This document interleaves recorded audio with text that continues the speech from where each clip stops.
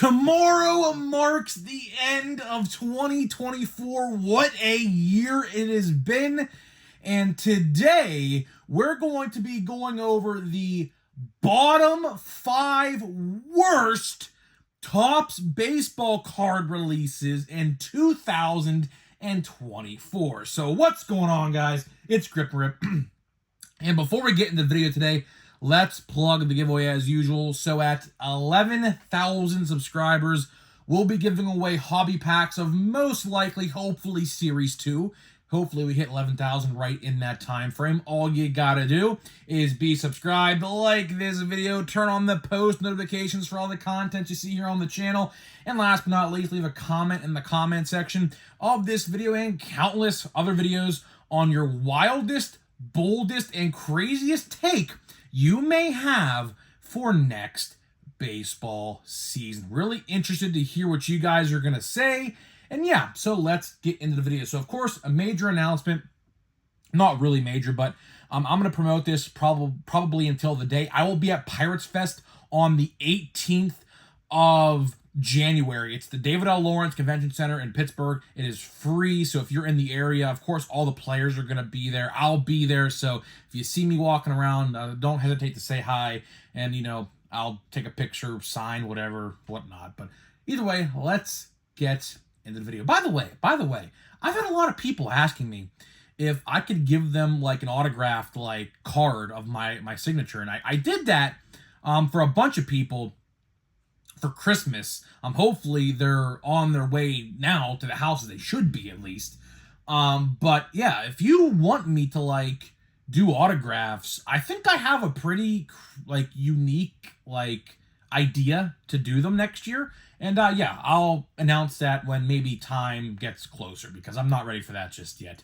A lot of things, I'll tell you, a lot of things are new next year. We are renovating this channel pretty much top to bottom. Any way you could think it, it's being renovated. So yeah, hopefully you guys do enjoy that, because I'm going to put a lot of time and effort starting the new year to really get a renovation going, and hopefully you guys enjoy it, because it's going to be pretty cool. So either way, let's get into the video today. So I'll tell you, man, when it comes to the top 5 and bottom 5 worst releases, I'll tell you, this list was kind of hard to construct, which is a good thing. It's a good thing because this year, honestly, was pretty freaking stellar for the most part. Now, of course, we do have 5 bottom releases. How did I calculate that? Well, I'll tell you.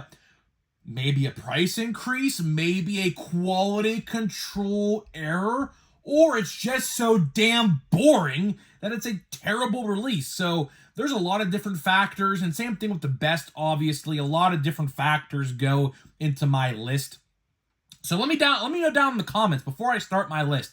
What is your bottom 5 Topps releases of 2024? Let's see if your list is close to my list. So either way, let's get into number 5.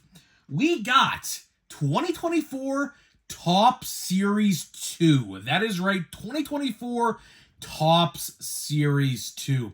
This one makes the list for a pretty big reason, and that reason is the short prints. Obviously, as you guys may or may not remember, all of the high-end rookies are short prints in Series 2. And it made no sense. It really makes no sense when they do that, because, last year, for example, when Anthony Volpe and Jordan Walker were number 1, number 2 of that release, they were not short prints. They were standard base cards. And the guys like Merrill, Chorio, Holiday, there was another one, I think Wyatt Langford, I believe, was on that.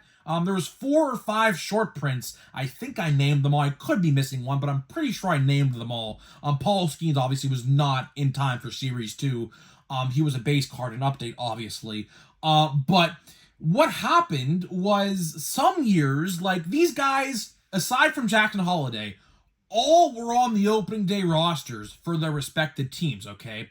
And for whatever reason, some years Topps decides to make them base cards, like Jordan Walker, and Anthony Volpe, base cards last year in Series 2. And this year, they did the exact opposite, where they made all of those guys short prints. And then we go 2 years back to 2022, they did the same thing there, where they made them short prints as well. So I'm not entirely sure their thought philosophy on that. Series 2 kind of shell-formed on the pegs a little bit. I still see Series 2, fun fact, to this day. Series 2, out of all of the base releases, Series 1, 2, and Update, that one is by far the one that clogs the shelf the most. I saw it, as a matter of fact, I saw Series 2 at Target in the toy aisle. Of course, they have a shipping display, like an end cap in the toy aisle. Some of you guys may or may not know that, but go check your toy aisles at Target because they're definitely all there. Every Target in my area has one. I guarantee yours does as well. And Series 2 out the wazoo, man. Like, seriously. I guess it just didn't sell well. Update sells tremendously. I very rarely see Update, paper base, or Chrome updates. Series 1 sold very well as well because the rookie checklist was insane. But the rookie checklist in Series 2 and the short print decision didn't make much sense. So that's why it is number 5 on the list. Number 4, this one hurts, man. This one absolutely stings me a little bit because I absolutely love this release every year, but this year something happened, and unfortunately it is 2024 Topps Holiday. Man, where do I even begin with this release? I mean, there are a bunch, and I mean a bunch, of quality control issues that transpired with this release. Monster boxes, for the most part, were okay. Really nothing wrong there. But the tins and the advent calendars, man, oh man, what a wreck those two configurations were. Obviously, with the advent calendar, hence the autographs I gave away, I got 7 Freddie Freemans and 5 Garrett Cole nice list inserts, which are exclusive to the advent calendars. You guys probably knew that, but in case you didn't, right? They were exclusive. There's a bunch of people in the checklist, but for whatever reason, they decided to give me 11 duplicates, which is bizarre. Out of 20 packs, they gave me 11 duplicates. So what I did was, like I said, I signed them, and everyone who wanted one got one. I told you to DM me on my Instagram, and whoever wanted one got one. They should be at your house. If not already, they're coming very soon. So, regardless. So, in the tins, the tins were an absolute wreck for a different reason, because they were damaged. A lot of tins, and I actually saw, and it's funny because we're actually going to open a tin. I have 1 pack of Holiday left. That's for tomorrow, for New Year's Eve, and that is it. I am done with Holiday because I have nothing left after that. And what happened, and I even saw these tins in person, by the way, and I saw it with my own 2 eyes, and via YouTube videos, of course. Some of these tins are dented, and what is happening is there's not like a plastic container on the top of the cards to keep it in place on the top and the bottom. There is a holder on the bottom, but not on the top.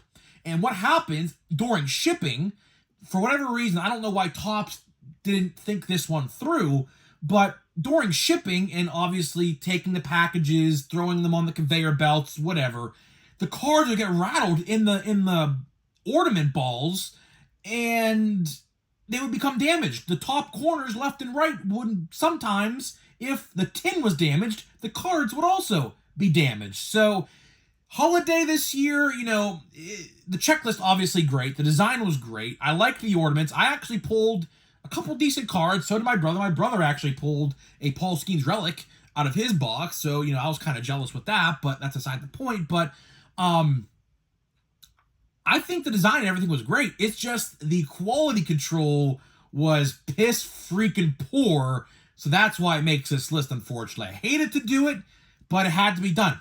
Too many problems. Too many problems to me to say it's a good release. It's not a good release. The Monster Box, which was fine, but again, 2 out of 3 configurations had problems, and that is not fine. And by the way, don't even get me started how they gave me a pack of 1994 draft picks, which are all bricked up in freaking paper loss on day 24, which is supposed to be the best day of the advent calendar. So don't even get me started on that. That's another reason why I made the list, because the stupid day 24, which is supposed to be the best, turned out to be the worst. So I don't know. That was just silly. But either way, number 4. Number 3. This one is on the list, I think, every year I do this video. And that is 2024 Topps Allen and Ginter. Where do I even begin with this release? It's just so damn boring. That's the extent of it. It is just so boring that honestly nobody cares. I see, and keep in mind, I go to like 3 to 4 Targets and Walmarts a week. Keep that in mind, okay? I see so much Allen and Ginter on the shelves anywhere I go. It's actually pretty funny. Whether it's a fat pack, a blaster box, whatever. There is so much Allen and Ginter, and it's honestly expected. The release is just so boring. I think the weird cards like the trees, the foods, the plants, the animals, the celebrities for the most part. There's a couple good celebrities in there, but they're all like DE, like Z-list celebrities. So like some people are like out of their quote-unquote prime or quote-unquote washed, as some people say. I don't know. I don't really like that release. It's not one of my favorites. I will say, though, I'll give Allen and Ginter one thing, and that is they are good for on-card autos. So, like, if you go to, like, a convention like Pirates Fest, like I'm going to be at, or go to a game and want to get an autograph before the game starts of a player, Allen and Ginter is typically one of the better releases for that, because the card stock, for one, doesn't smudge. So if you get an autograph with a Sharpie, it doesn't smudge on the card. Number 2, the surface or the background or the backdrop's primarily all white. So the blue ink on the white background typically makes for a good on-card in-person autograph. So I'll give that credit where credit is due, but how many times are you going to do that? Like, seriously, ask yourself that. How many times are you going to get an in-person autograph before a game, especially being an adult like me? Like, that's just not going to happen. They'll go right to the little kids before they go to me, obviously. But, you know, so that's why I give it some credit, but for the most part, just a stupid release. And honestly, if they got rid of it, I wouldn't really care. It's just a release that nobody cares about. Or if they size it down to like an online exclusive rather than a retail and hobby store release, they could do something better. They could definitely improve that release in some way, shape, or form. Number 2, don't even get me started on this one. Number 2, 2024 Topps Cosmic Chrome. This one is on the list only because of the freaking stupid price. The price of a hobby box is like $500 for not even a guaranteed autograph, by the way. Keep that in mind. You're paying 500 smackaroons for not even a guaranteed auto. Autos are like 1 in 3. So you have to spend like, at most, $1,500 for an autograph in this release. So yeah, that reason alone, the design's great. I love the design. The design's pretty cool. But the price, not cool. Listen, I'm not saying to make this a retail release as well, but listen, they gotta make it cheaper, because people like me, I'm not gonna fork over $500 for 80 cards, by the way. 4 cards a pack, 20 packs a box, 80 total cards, and no guaranteed autographs. Yeah, that is a hard pass for me. I'm never buying a box unless they make a cheap, like, Hobby Light or a compact box or something. I'm never going to buy it. I'll buy singles, and that is going to be it. And I think the majority of you guys do the same. So number 1 worst release of the year. If you guys know me, you already know what I'm going to say. 2024 Topps Heritage. Terrible. By far. And it's funny because we don't even have Heritage high number yet. Typically, in any other year, we would have both Heritage releases on this list. But again, Heritage high number, which should be, by the way, Heritage high number should be the best release out of the two, because for one, let's start here, the checklist is terrible. The rookie checklist in Heritage is god awful. For the time that set released in, I think, like mid-May, somewhere in mid-May, and they should have had some Series 2 rookies in there, like a Yamamoto or Iminaga. Those guys could absolutely have been in Heritage, at least not to my recollection. I don't think they were in Heritage. I could be wrong, but I'm pretty sure they were not. But regardless, that's not the big issue. The big issue, it was so damn boring. No parallels, nothing. Very few parallels, very few chrome. Hobby boxes are loaded with relics. $100. I'm not buying that. And I don't know. The checklist was terrible. It's just, I understand the concept, okay? I get it. I understand the lineage. I understand the meaning of it. But in 2024, going into 2025, that does not work. It doesn't work because collectors like me, who do not have any bit of nostalgia tied to that release, because of course I'm 23, I was obviously not born in, what year did they do? 70 something this year, like in the 70s or something. I don't even know what year they did. I don't even remember. But I have no nostalgia towards it. I don't. I just don't think like collectors like me who were in their like 20s and 30s honestly care for that stuff. I just don't think we do. Maybe for the older audience, maybe you do, but for us, we don't. And not to mention, which is the biggest factor to me on this list, it just clogged the shelves. It still rots on the shelves in some stores that I go to this day.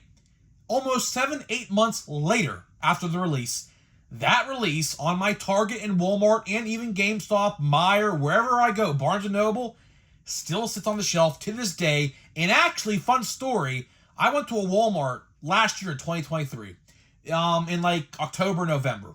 Heritage was sitting on the shelf for so long at my Walmart, there was dust forming on the top of the boxes. I wiped my hand across the boxes, and there was all dust on my hand. Caked on my hand. That shows you no one cares about it, and if they got rid of that release, or changed it up, I don't think anybody would care. I truly don't think anybody would care if they got rid of that release. Now, some people would, but honestly, not worth it. It's not worth to print that release if no one's going to buy it. So, either way, guys, that is all I got for you today. That is my top 5 worst sets in the year of 2024. Now, before we get out of here, and we're actually going to open a pack of Chrome Update today. We have our Chrome Update boxes we're finally going to start easing into. Let me tell you about today's sponsors of the videos, which are Smackin' and SeatGeek. Obviously, my two sponsors, Smackin', you get 10% off with my code at checkout, link in the description below. And SeatGeek, you get $20 off your first purchase with my code. Again, link in the description below. So big thank you to my sponsors. Now let's get into the pack. So we have like 6 of these boxes, I think 5 or 6. I don't know how many I have. I opened one off camera I got for Christmas. I did pull an autograph, which is kind of crazy. I did pull an autograph in the box that my grandpa got me. So W Grandpa in the chat. My grandpa, I'll tell you, my grandpa knows the best gifts. Like honestly, like truthfully, when it comes to buying gifts, my grandpa knows what everyone wants. It's pretty crazy. Like my cousin loves Barbies. She gets Barbies like out the wazoo for Christmas. I like WWE stuff and Marvel stuff and cards. Guess what I got for Christmas? That stuff. So, my grandpa has a good feel for gift giving. So let's see here. And by the way, another reason why I'm opening these is because, for one, I also have Prism on the way. And, just a side note here, just for a second, if the math adds up correctly in my head, which I tried to figure out before this video, because I didn't want to open this pack too early because I didn't think I'd have enough packs for Series 1, before Series 1, I should say. But we're going to be opening like at least 2 or 3 Prism Football Blasters. I have one on the way right now. a monster box or two at least of that stuff. So we have a ton of Chrome / Prism stuff to open before Series 1 comes out. So that's why I'm doing this right now. It doesn't make much of a difference, honestly. We have, ooh, that's pretty cool, a black and white. I did not actually pull one of these in my other box that I opened, or my hobby box. This is pretty cool. Ty Holton. Obviously, that's pretty cool. Also in the City Connect, I just realized that Motor City for Detroit. That's pretty cool. Rookie cards. That's pretty cool. I like that. We have a Jose Caballero. I think that's how you say his name. Caballero. I'm pretty sure. I think. I don't know. X-Fractor. And then we have a Ray Wave on the back here of AJ Puck. So not the greatest pack to start out. But again, I can only open one of these packs a day. I would do 2 packs of this stuff a day, but I can't. I can't because the math just doesn't add up if I do 2 a day. So I gotta try to preserve this stuff and my Prism stuff that's coming in this week, or at least 1 box is. I didn't buy a whole bunch yet. I'm waiting for the monster boxes to drop. I could buy a couple more rookies and stars, Target exclusive blasters, because honestly, I did pull the Panini points and it kind of put a bad taste in my mouth, but that's what happens when you buy Panini. You get per box on average. That's exactly what happened to me. So, yeah, we have a lot of stuff to open between now and Series 1. So we are in no way shorting or have a shortage of packs in any way. So either way, guys, I'm getting out of here. Let me know what you think about my list. Drop your list down in the comments, and I'll see you guys in the next one.